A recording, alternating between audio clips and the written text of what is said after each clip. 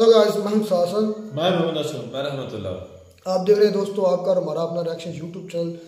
दोस्तों अगर वीडियो अच्छी लगे चैनल को लाइक शेयर जरूर कर दें। गला थोड़ा सा ख़राब है आज थोड़ी दिक्कत रहेगी वीडियो बनाने में, फिर भी कोशिश करूँगा कि जितनी कर सका हूँ।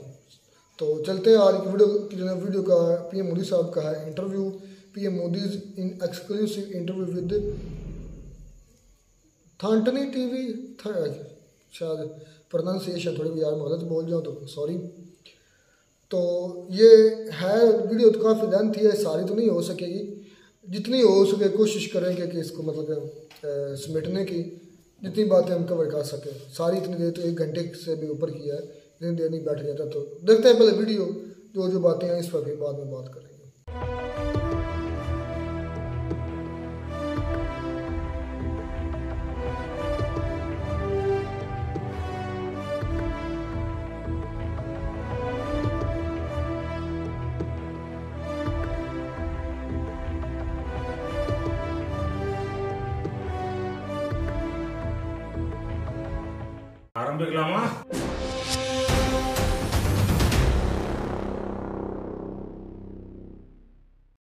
வணக்கம் பிரைம் மினிஸ்டர். வணக்கம். எப்படி இருக்கீங்க? நல்லா இருக்கேன். You look so pretty in this veshti. I am feeling very embarrassed. I am dressed like an Angrezi and you like a Tamilian. पहले तो इसको नोटिस किया, इसके लिए मैं आपको बधाई देता हूँ. Prime Minister, you have exhibited a great penchant for Tamil culture, unlike most of your predecessors. You connect so well with Tamil Nadu and Tamil culture. And you visited Tamil Nadu many times, including this year. Do you remember your first ever visit to Tamil Nadu? वैसे करीब 5 दशक से मेरा तमिलनाडु आना जाना रहा है. अलग अलग रूप में आना जाना रहा है. एक जिज्ञासु के रूप में देश भर में जब घूमता रहता था तब भी आया.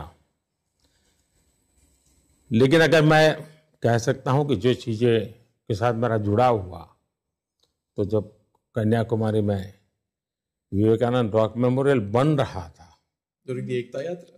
उस समय मेरा आना होता था जब बन रहा था. उसके बाद 1975 श्रीमती इंदिरा गांधी ने जो इमरजेंसी लगाई थी,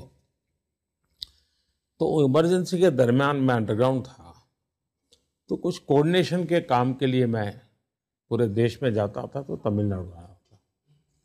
इमरजेंसी समाप्त होने के बाद हम लोगों ने तय किया था, हमारे कुछ लोगों ने, कि भाई एक पूरे देश में इमरजेंसी के खिलाफ जो संघर्ष हुआ है और सामान्य नागरिकों ने जो संघर्ष किया है, उसका सारा मटेरियल, उसका कंपाइलेशन होना चाहिए. तो उस सिलसिले में मैं देश भर में स्टेट हेडक्वार्टर्स पे जाता था, कभी इंटीरियर में जाता था. उस समय संघर्ष में जो लोग व्यस्त थे उनसे मिलता था. उस समय उन्होंने कैसे किया, लिफ्ट रेस कौन सा, सारे इकट्ठा करता था. तो उस काम के लिए आफ्टर इमरजेंसी मुझे काफ़ी समय वहाँ आकर के प्रवास करने का. फिर मैं पार्टी संगठन के लिए रेगुलर आता जाता रहता था. उसके बाद एकता यात्रा एक बहुत बड़ी महत्वपूर्ण बात थी. कन्याकुमारी से शुरू की थी हमने और श्रीनगर जा रहे थे और सपना लेकर के निकले थे, क्योंकि उस समय लाल चौक में तिरंगा झंडा को झुलाया जाता था श्रीनगर में.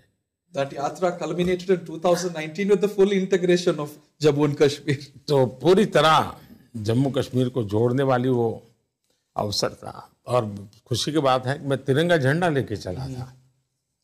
और उस समय भगत सिंह, सुखदेव और राजगुरु तीनों के फैमिली मेंबर आए थे और उन्होंने हमें तिरंगा झंडा सुपुर्द किया था, जो हमने श्रीनगर के लाल चौक में जाकर के फहराया था. कन्याकुमारी में. So you've just told us that you've been connected to Tamil Nadu nearly for last 50 years. करीब. But what would you say was your most memorable experience in Tamil Nadu? मैं कहता हूँ कि एक से बढ़कर एक अनुभव होता है. मैं किसी एक जगह पे पिन पॉइंटेड नहीं कर सकता हूँ, लेकिन एक मैं घटना बताता हूँ जो मुझे टच कर गई थी. जब हम कन्याकुमारी से चले, केरल होकर के फिर तमिलनाडु, ईरोड वगैरह Right. गए थे। एक आज़ादी के आंदोलन के बहुत बड़े शहीद हुए थे और बहुत छोटी आयु में शहीद हुए थे। उनके परिवार से कोई 90 ईयर ओल्ड माता, वो जब मुझे आशीर्वाद देने आई, Wow. ये और मैं वहाँ जाकर के उनको, उनकी जो समाधि है वहाँ ईरोड में, उसको मैंने पुष्पहार किया।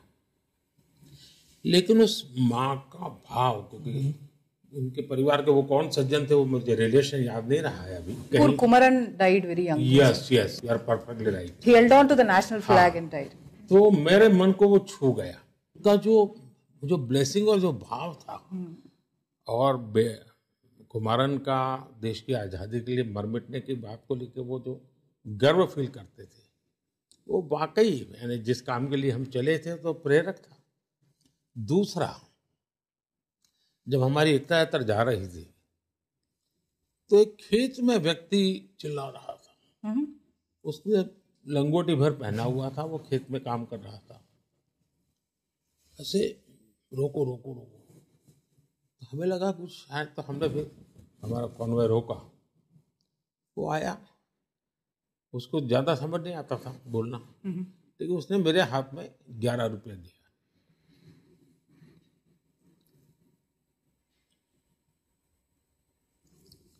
और मैंने हमारे तमिल भाषा जानने वाले कार्यकर्ता उनको बुलाया, मैंने कहा क्या है भाई? तो उस बेचारे को मालूम नहीं था कि ये यात्रा है तो कोई रिलीजियस है क्या है। उसने कहा आप कश्मीर जा रहे हैं ना, ये 11 रुपये मेरा भी चढ़ा देना। कश्मीर के लिए? कश्मीर में जा रहे हो आप। उसको इतना मालूम था कि यात्रा कश्मीर जा रही है, उनको ये मालूम नहीं था मेरी तरफ से भी 11 रुपये चढ़ा देना। मतलब वो इतना भाव विभोर था, और लंगोटी पर था, गरीब किसान, मैं तो कहता हूँ खेत मजदूर होगा वो। तो ऐसी इमोशनल घटनाएं बहुत होती हैं जो कभी भूल नहीं सकते। So, but what would you say is your most favorite thing about Tamil Nadu, sir? Is it the language, culture, खाना? ऐसा है, हम जब तमिलनाडु कहते हैं उसको टुकड़ों में नहीं देखना चाहिए, एक पूर्ण रूप में देखना चाहिए। ठीक, बात लैंग्वेज से शुरू होना बहुत स्वाभाविक है, क्योंकि एक तो मेरे मन में गुस्सा है बहुत। गुस्सा इस बात का है कि हम ही लोगों ने इतनी महान विरासत के साथ अन्याय किया है। कैसे? कहीं पर डायनासोर का अंडा मिल जाए तो पूरा देश नाचता है। भारत के पास हजारों साल पुरानी दुनिया की सबसे समृद्ध लैंग्वेज है, लेकिन हम सीना तान के दुनिया को कहते नहीं है। वो अभी जीवित भी है, इट्स अ लिविंग लैंग्वेज। कहते नहीं है। हमने क्यों इसको इस प्रकार से सिकुड़ कर रखा है? तो मेरे मन में एक और दर्द है, और इसलिए मुझे जैसे एक दो वाक्य बोल लेता हूँ, सुनने की कोशिश करता हूँ, समझने की कोशिश करता हूँ, लेकिन मैं मन में तय करके गया था मैं यूएन के अंदर तमिल बोलूंगा। वो इसलिए मैं बोला कि मैं दुनिया को बताने की, दुनिया की सबसे पुरानी लैंग्वेज है, ये दुनिया को पता होना चाहिए। और इतनी समृद्ध विरासत, इसका हर जगह पे गौरवगान होना चाहिए था। तो मैं अब देखिए, राजनीतिकरण हो गया लैंग्वेज का। अच्छा हुआ इडली डोसा का राजनीतिकरण नहीं हुआ, वरना वो भी तमिलनाडु के अंदर पड़ा रहता। आज श्रीनगर में जाइए इडली डोसा मिलता है, गुवाहाटी में जाइए इडली डोसा मिलता है, कच्छ में, गुजरात के कच्छ में जाए मिलता है। तो मुझे लगता है कि जैसे इडली डोसा विश्व भर में फैल गया, हमारी तमिल भाषा भी फैलनी चाहिए थी। Right. लेकिन राजनीतिक हितों के कारण उसको दबोच करके रखा है। उसके कारण तमिल भाषा का सबसे ज्यादा नुकसान हुआ है, हिंदुस्तान का भी बहुत नुकसान हुआ है। But Abhi, you have to tell us, sir, what is your favorite Tamil food? Idli or dosa? बस नॉर्मली मैं उपमा पसंद करता हूँ। Upma? Really, sir? That's not many people's favorite. फिर मैं आपका जो पोंगल? खिचड़ी जैसा होता है, पोंगल खिचड़ी पोंगल, तो बहुत लाइट होता है। हमारे सेलम में मोड़ी इडली काफी फेमस है, आपको मालूम है? You know that? वो मुझे आज पता चला, मैं अभी सेलम जाके आया, मैं बोलता लोगों को। एक बीजेपी कार्यकर्ता ने he is having a shop, वो मोड़ी इडली कहता है। As Prime Minister, you have taken various initiatives from the Kashi Tamil Sangamam to the installation of Tamil Sengol in the Parliament. What led you to these initiatives? देखिए, जहाँ तक काशी तमिल संगमम है, मैं काशी का सांसद के नाते, मैं वैसे काशी पहले भी जाता था, लेकिन एमपी बनने के बाद मेरा वहाँ नजरिया थोड़ा बदल जाता है, चीज़ों पर फोकस बदल जाता है। तो मैं देख रहा था कि इवन जो नाविक है वहाँ, वे गुजराती भी तो काशी आते हैं, बंगाली भी आते हैं, महाराष्ट्रियन भी आते हैं, लेकिन बहुत कम नाविक हैं जो इन भाषाओं में कुछ बोलते हैं या कुछ बात करते हैं। लेकिन सरप्राइजिंगली वहाँ पर बहुत सारे नाविक हैं जो वहीं के हैं, वहीं के लोग हैं, वो तमिलनाडु के नहीं है, तमिल बोल लेते हैं। क्यों? मैक्सिमम यात्री तमिलनाडु से आते हैं काशी में, और उसके कारण उनको सहज बातचीत तमिल उनको, अच्छा वो हिंदी बोल नहीं पाते, तो मुझे लगा कि बहुत बड़ा बाइंडिंग है। और हमारे भारती जी का परिवार भी वहाँ रहता है आज भी, उनके सुब्रमण्य भारती जी के परिवारजन आज भी वहाँ रहते हैं। फिर मैंने बनारस हिंदू यूनिवर्सिटी में भारती जी के नाम से एक चेयर किया। फिर मेरे मन में आया कि मैं काशी तमिल संगमम का कार्यक्रम करूंगा। आते तो हैं लोग, लेकिन ऑर्गेनाइज वे में हो, और उसमें काशी में लोग तमिल कल्चर को अनुभव करें। तो वहाँ तमिल फूड का कार्यक्रम होता है, तमिल नाट्य नृत्य का कार्यक्रम होता है, तमिल लिटरेचर का कार्यक्रम होता है, और आपको हैरान होंगे, सबसे ज़्यादा किताबें तमिल लिटरेचर का कार्यक्रम था, तमिल भाषा की वहाँ बिकी। तो एक मुझे इसकी बहुत बड़ी ताकत महसूस होती है देश की एकता के लिए। जहाँ तक सेंगोल का सवाल है, देखिए ये बहुत कम लोगों को मालूम है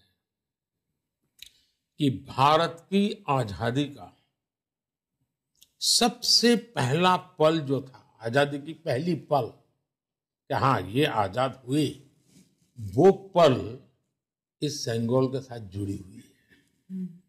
उसी पल हमारे जो तमिलनाडु के संत हैं सारे, आदि उन्होंने ये सेंगोल दिया था, और पंडित नेहरू को यानी एक शासन परिवर्तन का राज्य दंड उनको दिया गया था। लेकिन उनके साथ श्रद्धा नहीं होगी, जो भी होगा, तो इलाहाबाद के उनके म्यूजियम में पड़ा था, नीचे लिखा था वॉकिंग स्टिक। इतनी बड़ी पवित्र चीज को नीचे वॉकिंग स्टिक रखा था। मेरे ध्यान में सारी बातें लाई गई, तो मैंने रिसर्च के मेरे का खोजो कहाँ पड़ा है क्या है, मुझे वहां से मिला। मैंने अधिनम के जब संत हैं उनसे पूछा सारा, फिर तमिलनाडु में कहाँ बना था उस सोनार से पूछा, सारा रिसर्च किया, करीब साल भर रिसर्च किया, और मैंने मन बना लिया कि मैं इसको, ये भारत की आज़ादी का पहला हमारा साक्षी है, ये हमारी प्रेरणा है। तो जब नई संसद बनेगी तो उसमें उसको हम प्रस्तावित करेंगे, और फिर हम उसको एक कोने में डाल देंगे, ऐसा नहीं, हमने इसको जीवंत बनाया। इस बार राष्ट्रपति जी गए तो पहले सेंगोल चल रहा है, फिर राष्ट्रपति जा रहे हैं, first session of the parliament, और फिर सेंगोल को राष्ट्रपति जी के सामने प्रस्थापित किया जाता है, फिर राष्ट्रपति जी का भाषण शुरू होता है। उसका एक बहुत बड़ा हमने प्रोटोकॉल डेवलप किया है। देश को आज़ादी की पहली पल वो याद रहनी चाहिए, और सेंगोल भारत के अंदर राज्य व्यवस्था से जुड़ी हुई महान परंपरा है तमिलनाडु की, हमें गर्व होना चाहिए। देश का दुर्भाग्य देखिए कि तमिल के नेता खुद इसका बहिष्कार किया। इससे बड़ा दुर्भाग्य क्या हो सकता है? अगर तमिलनाडु की लीडरशिप तमिल कल्चर, तमिल की हिस्ट्री, इस पर गर्व नहीं करेगी, तो फिर कितना नुकसान होगा इसको उनका अंदाज नहीं है। Sir, you talk about Sengol and Tamil Sangamam and lot of these things, but ऐसा बोला जाता है कि मोदी जी ये सब पॉलिटिकल रीजंस के लिए कर रहा है, तमिलनाडु से वोट कमाने के लिए ये सब कर रहा है, तो आपका रिस्पॉन्स क्या होगा? अगर इसी से वोट मिलता तो ये लोग तो मेरे से 10 गुना ज्यादा कर लेते। उनके पास तो सब ताकत है। उनको मालूम है कि इससे देश मजबूत होता है। उनको मालूम है इसके कारण वोट बैंक की राजनीति खत्म हो जाती है। इनको मालूम है कि ऐसा होने से परिवारवाद की राजनीति खत्म होती है, इसलिए वो इन चीजों से डरते हैं। अगर इसे वोट मिलता तो मेरे से पहले वो दौड़ते। Prime Minister's speculations were rife about the possibility of Prime Minister himself contesting from both Kashi and Rameshwaram. Have you ever considered contesting from Tamil Nadu, probably in the past, or will you consider it in the future? मैंने जीवन में कभी चुनाव लड़ने के लिए सोचा नहीं था। ये तो मुझे अचानक इस रास्ते पर आना पड़ा है। मैं तो अलग काम के लिए अपने आप को समर्पित किया हुआ था और कभी भी मैंने मेरे लिए सोचा नहीं है। मुझे चुनाव लड़ना है वो मैंने कभी सोचा नहीं, न मैंने निर्णय किया। मैं एक कार्यकर्ता हूँ, डिसिप्लिन सोल्जर हूँ। पार्टी ने तय किया। असेंबली का चुनाव लड़ो, उन्होंने तय किया। पहले कहा राजकोट जाके लड़ो, राजकोट जाके लड़ा। फिर कहा मणिनगर जाके लड़ो, फिर कहा बड़ौदा से लड़ो, फिर कहा काशी से लड़ो। जैसे पार्टी जहाँ भेजती है मैं तो जाता रहता हूँ। मैं कोई इसमें दिमाग खपाता नहीं हूँ। Are you open to the idea? ऐसा है, मैं जो मेरी यात्रा है ना, उसका मूल कारण ये है कि मैं क्लोज माइंड से कोई चीज करता ही नहीं। अगर आपको भी इंटरव्यू देता हूँ, आपको मिला हूँ, तो भी ओपन माइंड से ही मिला हूँ।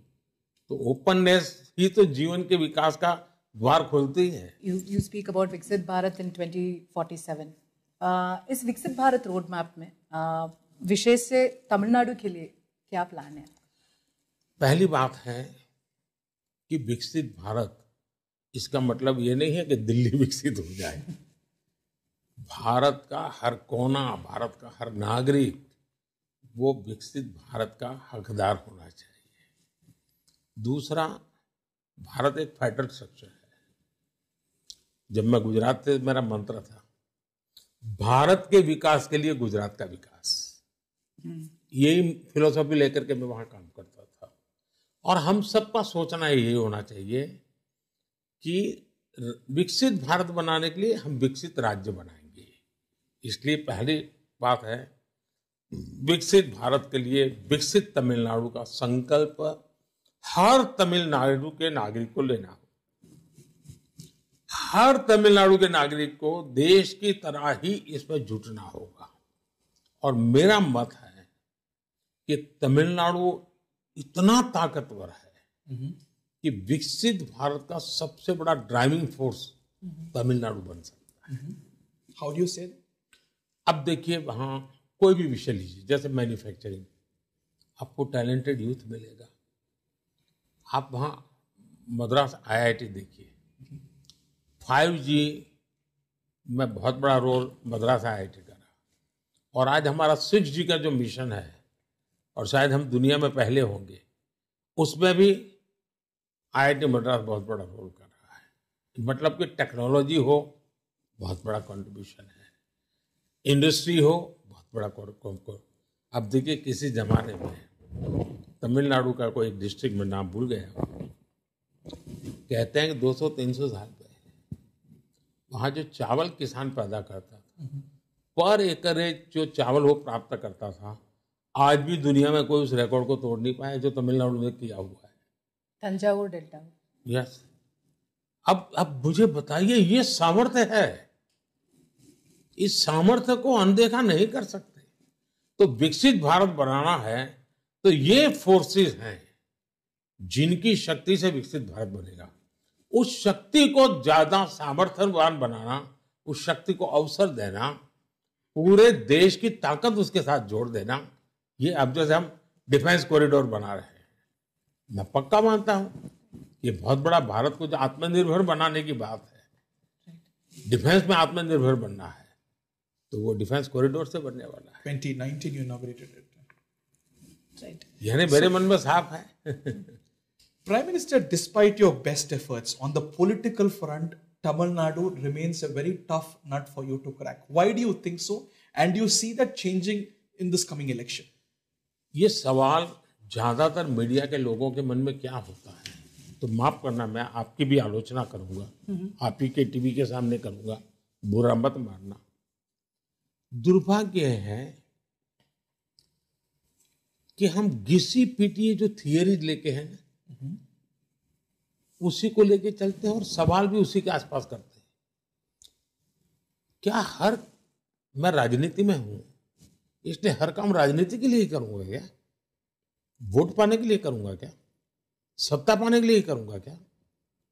ये सोच कम से कम मुझे फिट नहीं बैठती। मैं देश के लिए काम कर रहा हूं। तमिलनाडु मेरे देश की बहुत बड़ी ताकत है। सत्ता किसको मिलती है मेरा विषय नहीं है भाई। ठीक है, मुझे उनके लिए काम, अगर यही होता ना तो मैं नॉर्थ ईस्ट में कोई काम नहीं करता। नॉर्थ ईस्ट के मेरे मिनिस्टर्स 150 से ज्यादा बार नॉर्थ ईस्ट में गए हैं।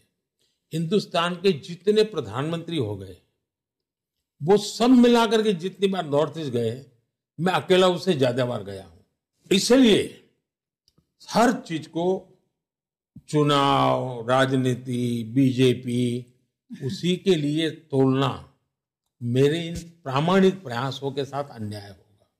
ठीक है। मैं मेरे देश के उज्जवल भविष्य के लिए काम कर रहा हूं और तमिलनाडु का नागरिक वोट किसको देता है वो मेरा मुद्दा नहीं है। मुझे उसके सामर्थ्य की तरफ मेरा ध्यान है, उसकी अपेक्षाओं की तरफ मेरा ध्यान है, उसके संकल्पों की तरफ मेरा ध्यान है। और उसमें आज अगर जहां पर मुझे जनता ने बिठाया है, अगर मैं उनकी सेवा कर सकता हूं तो मेरे लिए बहुत बड़ा सद्भाग्य होगा। और ये काम मैं दिल्ली में बैठकर नहीं कर सकता, मुझे जाना पड़ता है, मुझे मिलना पड़ता है। तो जैसे हिंदुस्तान के हर कोने में जाता हूं, तमिलनाडु जाता हूं, तो कृपा करके मेरे कोई पॉलिटिकल एजेंडा के तहत मैं वहां जाता हूं, ऐसा कम से कम मेरे केस में मत सोचिए। नहीं, ऐसा हमें नहीं बोला, but you do all these things, you have taken a lot of initiatives, but as a politician, अगर रिजल्ट्स आने के समय वो हैव यू एवर थॉट मैं इतना कर रहा हूँ बट क्यों तमिलनाडु के लोग मुझे वोट नहीं दे रहे हैं? Like what is wrong? जी नहीं, मुझे कभी भी तमिलनाडु के नागरिकों के प्रति मेरी कोई शिकायत नहीं है और न ही मेरी शिकायत होनी चाहिए। राइट। मेरा प्यार है, मेरा पागलपन है, वहाँ के कल्चर के प्रति मेरा पागलपन है, वो मुझे खींच के ले जाता है। सर, अभी तमिलनाडु में स्टेट प्रेसिडेंट अन्नामलाई आया है। Do you think under his leadership the BJP is growing, support बढ़ रहा है अभी? देखिए, भारतीय जनसंघ के जमाने से हम पूरे देश में काम कर रहे हैं, तमिलनाडु में भी कर रहे हैं। और जब म्युनिसिपैलिटी में चुनाव लड़ने के लिए हमारे पास इंसान नहीं था, कैंडिडेट नहीं था, तब से हम काम कर रहे हैं। मेरी पार्टी की 4 पीढ़ी तमिलनाडु में भारतीय जनता पार्टी या भारतीय जनसंघ की आइडियोलॉजी को लेकर के काम कर रही है, समर्पित भाव से कर रही है। उस परंपरा में नई नई पीढ़ी आती जाती है, उसमें अन्नामलाई आए हैं। अब ये लोगों का ध्यान आकर्षित कर रहा है नौजवानों का कि अपनी ब्राइट कैरियर छोड़ करके एक इंसान आया। अगर वो लेना पाना खाना कुछ बनना होता तो वो डीएमके में चले जाते, वो एआईडीएमके में चले जाते। बहुत बड़ा स्ट्रॉन्ग कास्ट बेस भी है, आर्टिकुलेट भी है, उम्र भी है, लेकिन उन्होंने चुना रास्ता भारतीय जनता पार्टी का। इसका मतलब व्यक्तिगत एम्बिशन से ज्यादा देश का कल्याण और उसमें तमिलनाडु पीछे न रह जाए, उस भूमिका से अन्नामलाई आज काम कर रहे हैं। In this election, you have managed to stitch an alliance of your own. There were also, Prime Minister, expectations of AIADMK to remain in your alliance. Do you regret the fact that AIADMK is not part of the NDA today? मुझे लगता है कि इस विषय को थोड़ा अलग तरीके से देखिए। मैं राजनीति में, यानी सत्ता की राजनीति में कभी नहीं था। करीब 95 से अम्मा जयललिता जी से मेरा नाता रहा है और एक अच्छे दोस्त के रूप में हम दोनों का संबंध रहा है। मैं मुख्यमंत्री बना तो बहुत से लोग गुजरात में 2002 के चुनाव के बाद भांति भांति के मुझे आरोप लगाते थे। उस समय अम्मा गुजरात आई मेरी शपथ समारोह में, कोई कितनी आलोचना करे उन्होंने परवाह नहीं की। तो मेरा ये नाता रहा है और इसलिए रिग्रेट अगर किसी को होता होगा तो AIADMK के लोगों को होता होगा।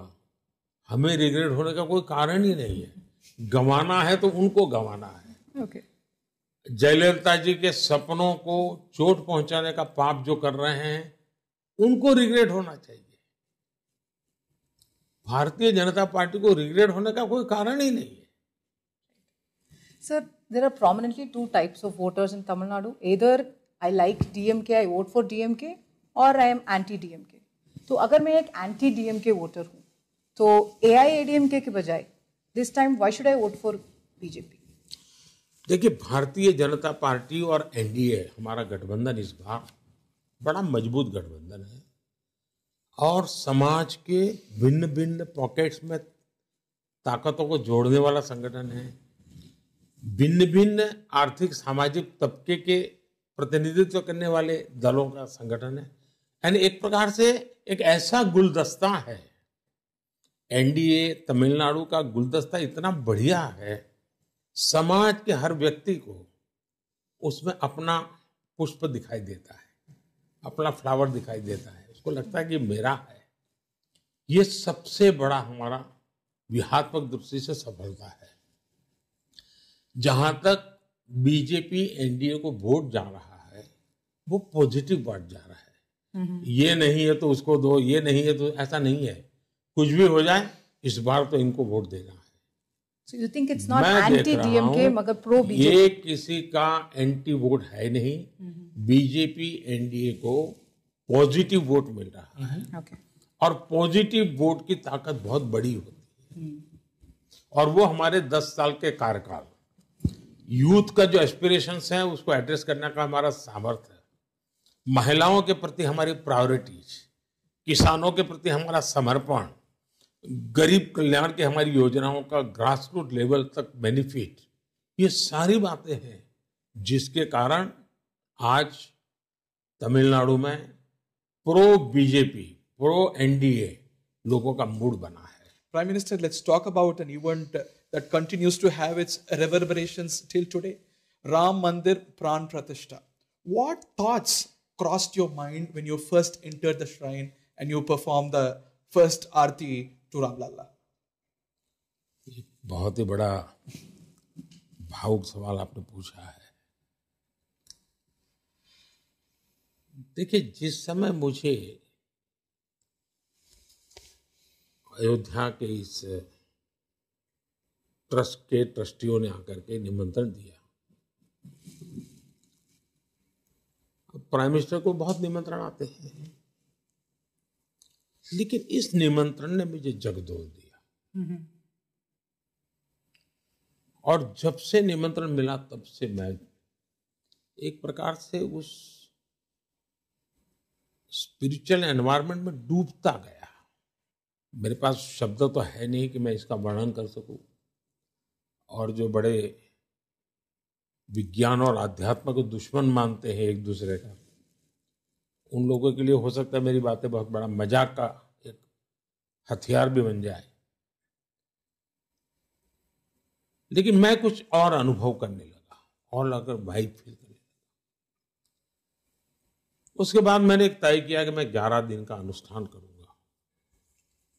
उसमें भी मैंने तय किया कि मैं ये अनुष्ठान खास करके दक्षिण में प्रभु राम जी के साथ जुड़े हुए जितने स्थान हैं वहां पर समय बिताऊंगा।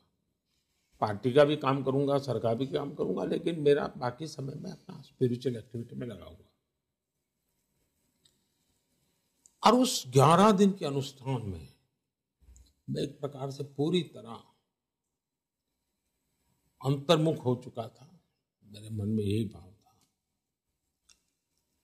और जब मैं अयोध्या पहुंचा, जब मैं एक एक कदम चल रहा था, मैं यही मेरे मन में मंथन चल रहा था कि मैं प्राइम मिनिस्टर हूं इसलिए यहां जा रहा हूं क्या,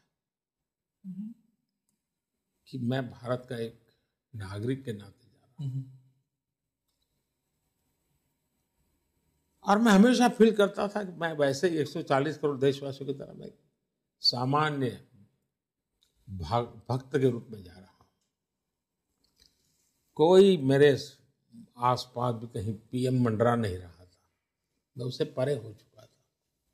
और यही रहता था देश, 500 साल का संघर्ष, लाखों लोगों के बलिदान, लाखों लोगों की तपस्या, यातनाएं, 500 साल, अनेकों पीढ़ियों की आशा, आकांक्षा, भक्ति, एक एक डगर पर मैं फील करता था कितना बड़ा इसके साथ जुड़ा हुआ है। तो मैं इस भाव अवस्था में टेंपल में एंटर किया। पहले तो मैं अनुभव करता था 140 करोड़ देशवासियों का सपना आज पूरा हो रहा है, एक टर्निंग पॉइंट है वगैरह वगैरह। लेकिन जैसे ही रामलला के सामने पहुंचा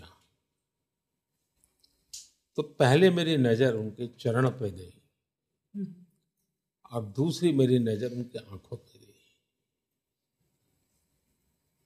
और वहीं मैं अटक गया। कुछ पल तो हमें जो पंडित थे वो ये करो वो करो, मेरा ध्यान ही नहीं रहता था, मेरा ध्यान उसी में लग गया। और मैं पता नहीं ऐसा मेरे मन में जो विचार भाव प्रकट हुए वो ये थे कि रामलला जी मुझे कह रहे हैं कि अब स्वर्णिम युग प्रारंभ हो चुका है, भारत के दिन आ चुके हैं, भारत आगे बढ़ रहा है और 140 करोड़ देशवासियों के सपने उनकी आंखों में मैं देख रहा था। और मैं मानता हूं मेरे मन में, मेरे लिए वो एक बहुत बड़ी शायद ऐसी पल, क्योंकि मेरे जीवन में बहुत से प्रवाह रहे हैं, लेकिन वो पल बाद में तो आरती वगैरह जो रिचुअल था वो भक्ति भाव से करता ही था, लेकिन ये जो मैं व्यक्तिगत अनुभूति करता था वो मैं शब्दों में नहीं बता सकता। सर, वो 11 दिन के अनुष्ठान में you were mentioning that you came to Tamil Nadu also, to Srirangam, to Rameswaram. Would you like to share something about that? देखिए, श्रीरंगम में मैंने कम रामायण सुनने का मुझे अवसर मिला और वहां के जानकार लोगों ने मुझे बताया कि कम रामायण का पहला पाठ वहीं पर हुआ था, उस मंडप में। उसी मंडप में कम रामायण सुनने का मुझे अवसर मिला और जितने भी लोग वहां थे किसी की आंख में तो आंसू बंद नहीं हो रहे थे, बड़ा भाव विभोर वातावरण था। और जो इस बात को जानता था कम रामायण का कैसे इसका जन्म और उस समय का उसका क्या प्रभाव था, तो मेरे लिए मेरा जो एक चैतन्य भाव था उसमें नए रंग भरने का सामर्थ्य ऐसे श्रीरंगम में मैं अनुभव कर रहा था। The opposition accusation is you timed these events very close to the elections for it to have the impact. आप देखिए, सुप्रीम कोर्ट का जजमेंट आया, उसके आधार पर राम मंदिर बनना शुरू हुआ। बनाने वाले लोग अलग है, ट्रस्ट अलग है, तो हो सकता है कि समय ईश्वर ने ही तय किया होगा, वरना उसी समय सुप्रीम कोर्ट का जजमेंट आना, उसके बाद कंस्ट्रक्शन शुरू होना, उसके बाद रामलला जी का उनका प्राण प्रतिष्ठा होना, इसमें तो किसी मनुष्य का रोल ही नहीं दिखता है, क्योंकि क्रमिक हो रहा है, एक के बाद जिसने जजमेंट दिया होगा उसको भी मालूम नहीं होगा 2024 के चुनाव के पहले मामला खड़ा हो जाएगा। सर, डीएमके और अपोजिशन ने तमिलनाडु में ये भी कह रहा है कि राम मंदिर ये पूरा व्यवस्था एक नॉर्थ इंडियन त्योहार है, नॉर्थ इंडियंस के लिए ही इसका प्रभाव आएगा, तमिलनाडु में ऐसा कनेक्ट नहीं है ऐसे, तो व्हाट इज योर रिस्पॉन्स? बहुत ही अच्छा सवाल पूछा आपने। एक काम कीजिए, हिंदुस्तान के गांवों की जो यादी है ना, सूची है, उसको देख लीजिए। इस देश में राम से जुड़े गांवों के नाम, जैसे रामनाथपुरम, पूरे देश में अगर किसी एक राज्य में सबसे ज्यादा गांवों के नाम राम से जुड़े हैं तो तमिलनाडु में है। इवन अयोध्या के आसपास भी उतने गांव नहीं है जहां राम शब्द जुड़ा हुआ हो जितना तमिलनाडु में है। अब मुझे बताइए, कोई अगर इसका ऐसा तर्क देता है, इसका अज्ञान कहेंगे क्या कहेंगे? इसका मतलब वो तमिलनाडु को ही नहीं जानते, तमिलनाडु की इस महान परंपरा को नहीं जानते। राम की बात तो छोड़ दीजिए, आप दक्षिण में जाकर देखिए, मैक्सिमम आपको नाम राम से जुड़ा मिलेगा आपको। Let me ask about a matter that touched a lot of people. Prime Minister, you have been a loving son. You have made your mother very proud. When she passed away, you returned to work few hours after the funeral. Prime Minister Narendra Modi would have been in conflict with son Narendra Modi. Why did you prioritize work over grief? Why did Prime Minister Narendra Modi prevail over son Modi? इसकी credit Modi को नहीं जाती है, उसकी credit बेटे को भी नहीं जाती, उसकी सारी क्रेडिट उस माँ को जाती है जिसने हमें बनाया। मैं आपको उदाहरण देता हूँ, उनके जब 100 साल हुए, तो जी दोस्तों, वीडियो होगी ख़त्म। सबसे पहले वीडियो की बात पॉइंट्स पर जाने से पहले कंग्रेचुलेशन, बधाइयाँ, मुबारक हमारी तरफ से, क्योंकि पीएम मोदी साहब दुनिया के सबसे मोस्ट पॉपुलर लीडर, रैंकिंग में नंबर 1 पर हैं और 75% अप्रूवल रेटिंग के साथ पीएम मोदी साहब आज दुनिया को लीड कर रहे हैं, तो दुनिया को टॉप कर रहे हैं। दुनिया के सबसे मशहूर लीडर, टॉप रैंकिंग के लीडर बनने पर हमारी तरफ से इंडियन भाइयों को जो हमारे देख रहे हैं उनको बहुत ज़्यादा मुबारकें, कंग्रेचुलेशन, बधाइयाँ जी। तो अब चलते हैं इनके इंटरव्यूज़ की तरफ। पीएम मोदी साहब का सबसे पहले जो लहजा था बात करने का, 2-3 चीज़ें मैंने बड़ी नोट की। एक तो वो जो होस्ट था उसने, मतलब कि होस्ट थे दो जने, उन्होंने इंग्लिश में सारे क्वेश्चन किया, लेकिन पीएम मोदी साहब ने अपनी मादरी ज़ुबान हिंदी में, उर्दू में जवाब देना प्रेफर किया। हालांकि वो जवाब सुन रहे थे, समझ रहे थे क्वेश्चन, लेकिन इसके बावजूद भी पीएम मोदी साहब ने अपनी हिंदी को तरजीह दी उसमें आंसर देना। यही होती है वजह कि आपका जो लीडर होता है ना, जिस तरह की वो काम करता है ना, अक्सर आपके छोटे लेवल के बच्चे लेवल लोग जो होते हैं वो भी वही काम करते हैं। इसकी मिसाल यूँ ही है कि घर के अंदर कोई आदमी जो बड़ा है, वालिदैन जो काम करते हैं, वो बच्चे भी उनको देखकर तकरीबन वही काम करने की कोशिश करते हैं या करते हैं। तो ये जो पीएम होता है ना, मुल्क एक बाप की तरह होता है, माँ की तरह होता है। जिस तरह बाप या माँ घर में करते हैं, उसी तरह बच्चे उनको फॉलो करते हुए वो करने की कोशिश करते हैं या करते हैं, मतलब वो हर लिहाज से उनको फॉलो कर रहे होते हैं। तो पीएम मोदी साहब ने अगर इस पर हालांकि वो बोले भी हैं तमिलनाडु की लैंग्वेज पर, ये सारी चीज़ों पर, तो इसलिए मैं उनको इस चीज़ पर भी अप्रिशिएट करना चाहता हूँ। उन्होंने अपनी मादरी ज़ुबान को प्रेफरेंस दी, उन्होंने अपनी हिंदी को प्रेफरेंस दी। आज अगर ये बोल रहे हैं तो इससे आगे प्रमोट भी हिंदी होगी, ठीक है। अब वो बेसिकली सारी बातें ज़्यादातर जो तमिलनाडु के बारे में थी, अयोध्या के बारे में थी, सारी वीडियो तो हम नहीं कर सकते, लेंथ थी वीडियो, तो उसमें तमिलनाडु के मौजू में आगे पीएम मोदी साहब बोले थे कि भाई अगर किसी को डायनासोर का अंडा मिलता है ना, तो सारी इंडिया के पूरी दुनिया में खबर डाल जानी है कि यार पूरे इंडिया में देखो यार, मुझे डायनासोर का मिल गया, अंडा मिल गया। क्योंकि वजह क्या है, डायनासोर बहुत हज़ारों साल पहले पुराने थे।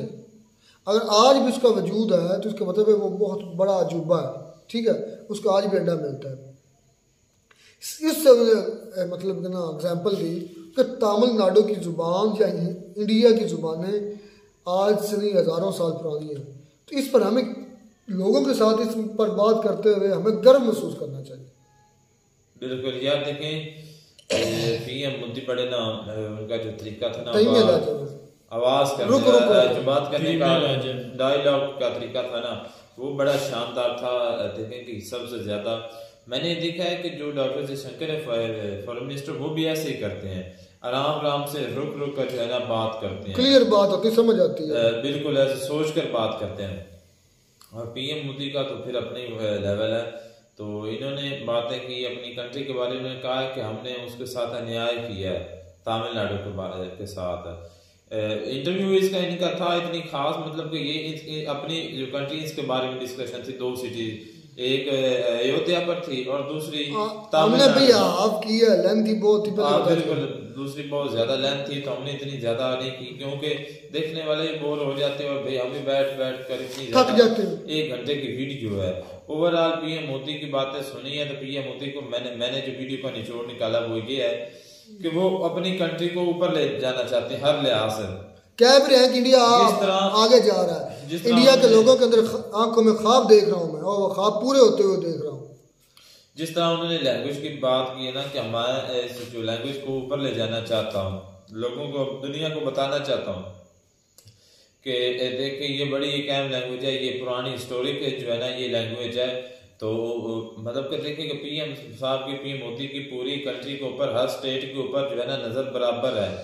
वो अपने जो है अपना बता रहे थे जो है ना कन्याकुमारी के बारे में भी, जब वो छोटे होते थे तो 1947 की बातें भी जो है वो काफी डिस्कस हुई। अच्छा, जो मुझे इसकी पीएम मोदी साहब का जो उसके एक घटना बयान की ना, वो मुझे बड़ी ज़बरदस्त लगी और उस वक्त मुझे लगा भी ना पीएम मोदी साहब जो है वहाँ पे इमोशनल भी हुए हैं। तो उन्होंने कहा कि हम बस में बैठे हुए थे, यात्रा पे जा रहे थे, कश्मीर यात्रा पे, तो एक किसान आया था जिसके लंगोटा वगैरह उसने डाला, गरीब सा, तो कपड़े भी ऐसे ही थे, लेकिन हाँ उसको इस चीज़ का इल्म था कि ये जो है ना यात्रा पे जा रहे हैं कश्मीर में। तो उसने 11 रुपए दिए कि यार मेरे भी ये हिस्सा डाल लेना या कश्मीरियों को दे देना या मेरे दे देना। तो उस वक्त जो पीएम मोदी साहब देखने वाले थे, कि मैं उस वक्त देख रहा था कि बहुत ज्यादा इमोशनल हो गए थे, 1 सेकंड के लिए बिल्कुल खामोश हो चुके थे। तो मैं समझता हूँ कि उस वक्त जो पीएम मोदी साहब थे ना, वो फील कर रहे थे कि क्या सिचुएशन उस वक्त असल में हुई थी, और उस बंदे को देखकर और उसके दी हुई जितनी भी अमाउंट है, यानी कि जितने उसके पास थे ना उसने दे दिए कि मेरी तरफ से ये उनको दे देना। तो ये उस वक्त की जो घटना यानी कि दर्द जो है ना दिल में एहसास है, दर्द दिल देख ले उनकी के उन्होंने एहसास है उनके अंदर, बिल्कुल वो जाहिर कर रहे हैं। तो जिस तरह पीएम मोदी साहब इस चीज़ को बयान कर रहे थे कि तमिलनाडु या कोई भी स्टेट इंडिया की, वो हमारी अपनी, हमारे जिगर का गोशा, हमारा टुकड़ा, हर एक स्टेट की तरक्की के लिए हम कोशिश हैं। उन्होंने कहा मैं कई मरतबा तमिलनाडु भी घूम चुका हूँ, जा चुका हूँ, मतलब घूमना क्या उसके बाद मेरे ख्याल में उन्होंने खाने की भी बात की, तमिलनाडु के कौन से उनको अच्छे लगे। तो ड्रेस भी पहले से जो है ना और पहना हुआ है, ये तमिलनाडु में मेरे ख्याल में ऐसे ही होता है, वो ज्यादातर सफेद कलर का चोला वगैरह पहनते हैं, चोला की शर्ट धोती टाइप होती है और ऊपर ये छोटी सी कमीज होती है और ऐसे पट्टू सा डाला होता है उन्होंने। चादर अक्सर जो तमिल मूवीज है ना उनमें देखा, तो उनमें टॉलीवुड की मूवीज में अक्सर ऐसे ही होते हैं उनके भी। मतलब कि ये सारी बातें उनके अपने वतन और उसकी स्टेट तमिलनाडु के बारे में थी। किस तरह ज्यादातर जो बातें थी वो तमिलनाडु के बारे में, ये बात जो की है इंडिया आगे जा रहा है और मैं इंडिया को आगे जाता हुआ देख रहा हूँ, तो ये बात सच है। इंडिया तो आगे जा रहा है, साथ साथ पीएम मोदी भी बहुत आगे जा चुके हैं, नंबर 1 पे जा चुके, इससे आगे आप क्या जाना, 75% अप्रूवल रेटिंग के साथ। ऐसे ही है, आम बात नहीं, ये भी बहुत बड़ी है, खुद भी आगे जा रहे हैं और कंट्री को भी आगे साथ ले जा रहे हैं। वाकई में ये बड़ी शानदार अचीवमेंट है इंडिया और इंडियन गवर्नमेंट के लिए, इंडिया के लोगों के लिए, कि वो ऐसा पीएम रखते हैं जो दुनिया में नंबर 1 है। दुनिया जिसको जानती है, दुनिया जिसको सराहती है, अप्रिशिएट करती है, दुनिया जिसको फॉलो करती है, दुनिया जिसकी बात सुनती है, और हम हमारी बात छोड़े, बात ही ख़त्म, किससे ही ख़त्म। मिलते हैं नई वीडियो में, नाडब साहब, तब तक मुझे इजाज़त, अल्लाह हाफ़िज़।